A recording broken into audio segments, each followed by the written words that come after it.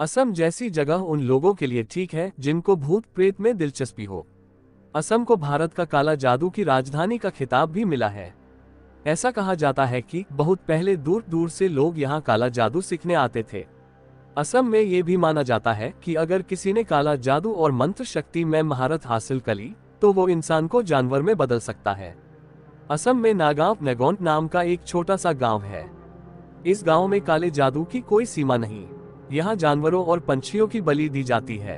सबसे ज्यादा हर अमावस की रात में शाम 6 से 9 बजे के बीच पंछियों की बलि दी जाती है। रात को तो जैसे इन मरे हुए पंछियों की बारिश होती है। बहादुर से बहादुर इंसान भी ये दृश्य देखकर डर जाए। वैज्ञानिक भी कभी इन चीजों का पता नहीं लगा पाए। ये वारदात कुछ 10 साल पहले की है। नागांव में अपने परिवार के साथ काया नामक लड़की रहती थी।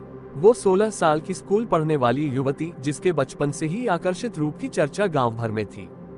गांव के कई मर्द काया की सुंदरता को देख मोहित हो जाते।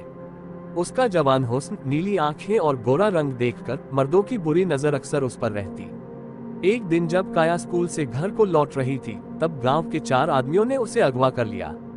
अक्सर काया के आने जाने का समय उनको पता होता। वो 4 आदमी काया को एक छोटे से घर में ले गए और वहां 4 दिनों तक लगातार उसका रेप किया। 4 दिनों तक उन चारों ने काया को बहुत नोचा और उस पर अत्याचार भी किए। 5वें दिन तड़पते हुए काया ने दम तोड़ दिया। उन 4 आदमियों ने काया की लाश को उसी घर में जला दिया और उस घर को बंद कर दिया। गांव में किसी को पता भी नहीं चला इस दुर्घटना का। काया की लाश जलकर राख हो गई। अगले दिन काया की आत्मा एक भयानक रूप लेकर अपने कातिलों से बदला लेने गांव में आकर अपने उन 4 कातिलों को मार डालती है। इतने पर भी काया की आत्मा नहीं रुकती। वो गांव वालों को भी अपनी मौत का जिम्मेदार समझती थी, क्योंकि गांव में किसी ने भी उसके गुमशुदा होने पर कुछ नहीं किया। आधी रात को जैसे जोर से रोना और हंसना, बम्बू की लकड़ियों का कटकर गिरना, पायल की आवाज और घरों की छतों पर पत्थर फेंकना, ये सब काया की आत्मा का आतंक था। गांव वालों ने तांत्रिक को बुलाया और तांत्रिक ने उसी घर में जहां काया की मौत हुई थी वहां जाकर मंत्र तंत्र फूके और काया की आत्मा को वश में किया। तांत्रिक ने एक अभिमंत्रित कील उस घर की एक दीवार पर ठोक दिया, जिससे काया की आत्मा उस घर में कैद हो गई। तांत्रिक ने गांव में सबको इस शापित घर से दूर रहने की चेतावनी दी। कुछ सालों तक काया के आतंक से गांव मुक्त रहा। फिर एक दिन 2 सैनिक फैसल और किशन अपनी आर्मी की ट्रेनिंग खत्म करके अपने घर वापस जा रहे थे। रास्ते में नागांव से गुजरते हुए उनकी जीप अचानक उसी शापित घर के बाहर बदकिस्मती से बंद पड़ जाती है।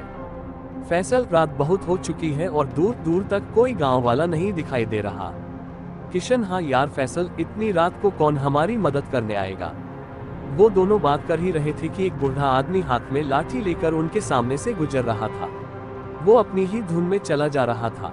किशन, अरे चाचा, यहाँ कोई कार मैकेनिक मिलेगा। बूढ़े की नजर उस घर पर पड़ती है और कांप गया। बूढ़ा आदमी, यहाँ से जाओ जल्दी, इस घर के सामने मत खड़े रहो। ये कहकर बूढ़ा तेजी से चलने लगा। फैसल और किशन ये देख हैरान हुए। किशन, अरे इनको क्या हो गया, मैकेनिक का तो बताया नहीं और ऐसे ही चले गए। फैसल, चल यार किशन, आज की रात इसी घर में गुजारते हैं और कल सुबह जल्दी निकल जाएंगे। किशन मान जाता है और दोनों उस शापित घर में चले जाते हैं। वो दोनों सेना के सिपाही थे तो है ऐसी बंद जगहों से कहां डरने वाले थे।